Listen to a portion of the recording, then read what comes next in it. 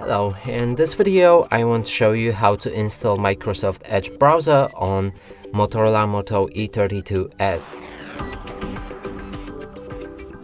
To do this you will need to open Google Play Store.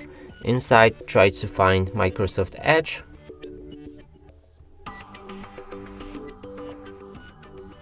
It's this one right here and we need to install it.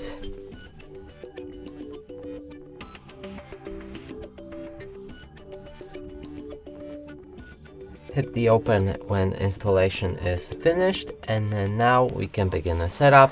Sign in to turn on synchronization. You can also skip it by pressing on sign in later. Set up for data sharing preferences by accepting or disagreeing. Then click on confirm and set Microsoft Edge as the default browser. You can also skip it by pressing on not now. And from here your browser should be ready. And that's it for this video. Hope you like it. Please consider subscribing to our channel, leave a like and a comment below.